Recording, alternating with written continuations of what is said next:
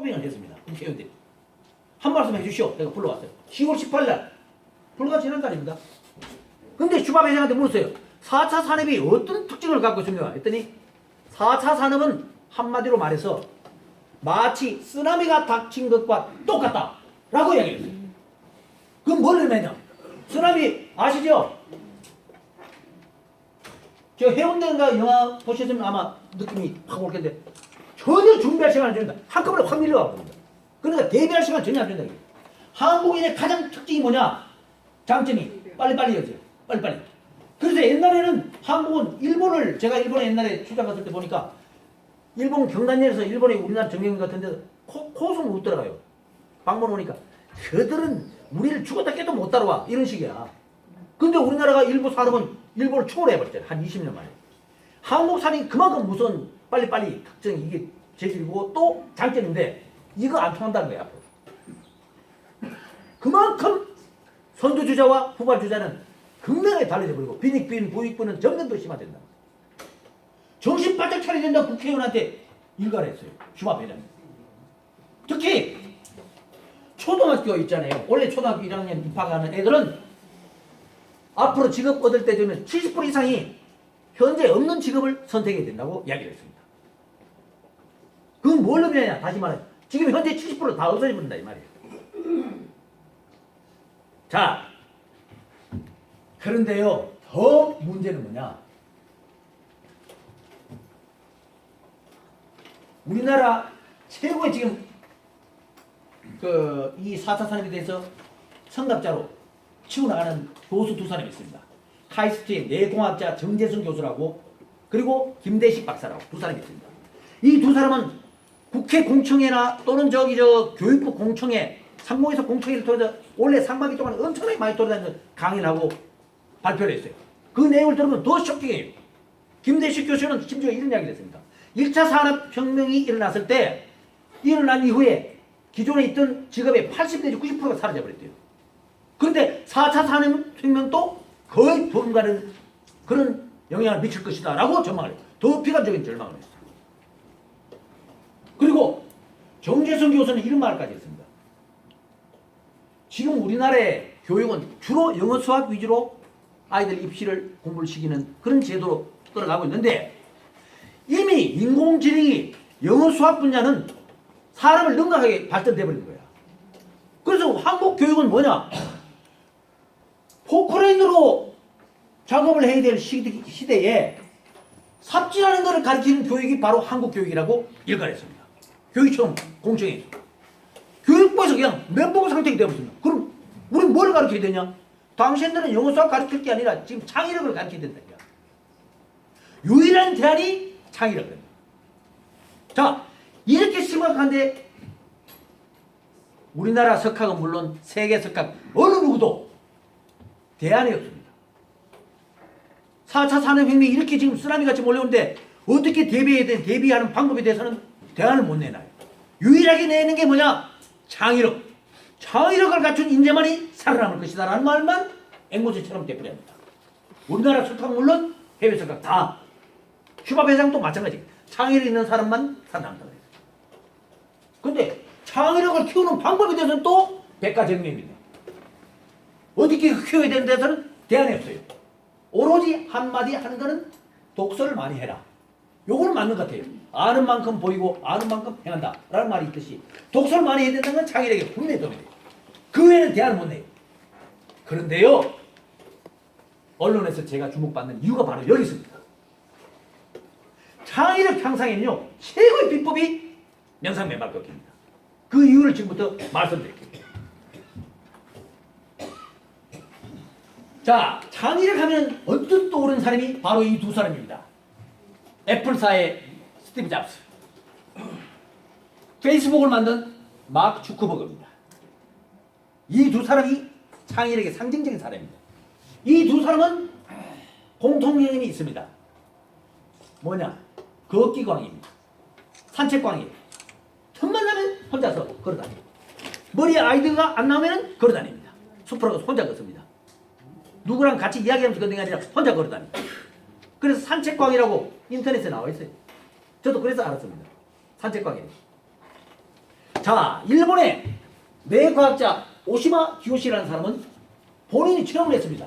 뇌과학자인데 맨날 걸어다니니까 창의력이 그렇게 많이 향상되더라 라는 걸 책을 썼습니다.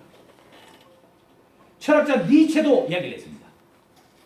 정말 위대한 생각은 다 걸을 때 나오더라 라는 유명한 말을 남겼습니다. 아니 도대체 걷기와 창의력과 무슨 관계가 있는가? 그거를 의학적으로 연구해서 발표한 논문이 KBS 1TV에서 2년 전에 방영이 됐습니다. 그 방영된 연구 논문에 따르면 어떤 논문이냐? 미국의 뭐죠? 스탠포드 유명한 대학이다. 명문대학이고 여기에 노무현 대통령 아들을 거기다 노무현 대통령인가? 누구 아들을 글로 보냈다 그래서 어제 언론에서 막 나오던데요.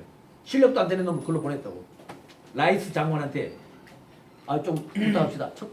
뭐 하나 써달라 그래가지고 보냈다 그러더래요. 그만큼 유명한 대학입니다. 스탠포드 대학. 이 명문대학에 대학원, 교육대학원 학생들 대상으로 실험을 했어요. 앉아서 창의력 테스트 할 때와 걸어다니면서 창의력 테스트를 해봤더니 걸을 때 창의력이 훨씬 점수가 높아졌다는 겁니다. 이게 큰 의미를 시사합니다. 아니 도대체 걸으면서 왜 그런가라고 의사들까지 같이 들러붙어가지고 연구를 해봤더니 바로 행복 호르몬 세로토닌의 영향을 받아서 그렇다는 겁니다. 걷기 효과가 무려 36가지가 있다 그러는데 그 중에 딱 들어가는 게 뭐냐? 걸으면 행복해진다는 말이 반드시 들어가 있습니다. 보시는 분도 계실 거예요. 걸으면 행복해진다. 걷기 효과에 반드시 나와요.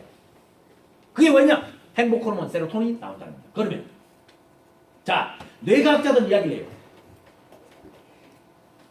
편안하고 안정된 상태에서 나오는 이 창의력은 행복 호르몬과 행복 호르몬 세로토닌과 불가분의 관계에 있다고. 불과 며칠 전입니다. KBS 1TV에는요 위대한 질문이라는 재밌는 프로그램을 진행합니다. 밤에 하는데요. 보신 분도 계시려나 모르겠어요. 거기에 서울대 종교학과 교수가 진행을 하는데 거기에 우리나라 최고의 뇌과학자는 정재승 교수가 출연했어요. 제목이 뭐냐? 창의력에 대해서 이야기를 하더라고요. 그래 뭐 쭉 이야기를 들어보니까 뭐 듣는 강도는 가슴에 별로 와닿는 게 없더라고요. 나는. 왜냐면 워낙 창의력이라는 게 좀 두리뭉실하게 뭐 이야기하니까. 그런데 딱 한마디 나중에 창의력을 좋게하려면 어떻게 하면 됩니까? 라고 직접 묻더라고요. 사회자가. 그러니까 정재승 교수가 딱 이야기를 해요. 행복할 때 창의력이 업되고 많이 나옵니다. 안정되고 행복할 때 창의력이 많이 나온다고 이야기를 해요. 자, 여기서 이제 중요합니다. 단순히 걷기만 해도 창의력이 행복 호르몬 세로토닌이 많이 나와서 창의력이 향상된다면은 명상 맨발 걷기를 하면은 창의력이 최고일 수밖에 없는 게 가능하지 않습니까? 조금 전에 제가 말씀드렸잖아요. 맨발 걸으면 어떻게 된다 그랬죠? 장이 건강해지고 장 건강 직결됐으니까 장이 건강해지면 어떻게 되죠? 장에서 행복 호르몬 세로토닌 85%가 다 나와요. 여기서 85% 나오는 창의력이 행복 호르몬이 높아지면서 창의력은 자동적으로 업될 수밖에 없는 겁니다. 조금 수학적으로 좀 어렵습니까? 맨발 걸으면 장이 건강해지고 장이 건강해지면 행복 호르몬이 많이 나오고 행복 호르몬이 나오니까 창의력은 높아진다. 이게요. 그래서인가?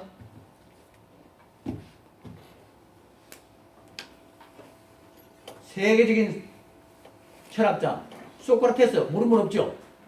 소크라테스의 제자 플라톤의 제자 아리스토텔레스 이 세 사람 모두 다요 아테네 거리를 맨발로 걸어다니면서 철학을 완성했고요. 제자들을 가르칠 때도 맨발로 걸으면서 가르쳤어요. 그래서 이 세 사람을 소유학파라 그럽니다. 우리는. 근데 제가 볼 때 맨발 소유학파가 더 정확한 표현입니다. 근데 좀 더 시간이 있다면 제 경험도 이야기 해줄 수 있는데 생각하겠습니다. 저도 창의력을 맨발로 걸으면서 많이 경험한 사람이에요. 저는 글쓰기 싫어하는 사람이고 글쓰는 재주도 없어요. 근데 맨발로 걸으니까 그렇게 아이디어가 눈에 꽂혀서 시리 뿜는데 절절절절 끊임없이 나와요. 그래서 맨발 걷기는요 사업을 하는 사람은 반드시 해야 돼요. 안 풀리는 문제에서는 반드시 해야 돼요. 학생들 반드시 해야 됩니다. 앞으로 창의력 때문에. 그 제가 거기 교육청에다가 교육감들한테 이번에 제안서를 많이 보냈습니다. 내년에 아마 교육 쪽으로 많이 나갈 거예요. 창의력 때문에. 자, 따라서 명상맹발 걷기는요 시대적 소명을 가진 시대를 선도하는 국민운동으로 앞으로 순환될 겁니다. 4차 산업혁명 때문에. 그래서 단순히 전국 명상맨발 걷기 대회가 아니라 전 세계적인 명상맨발 걷기 대회가 될 것이라고 저는 확산될 것이라고 확신합니다. 박수!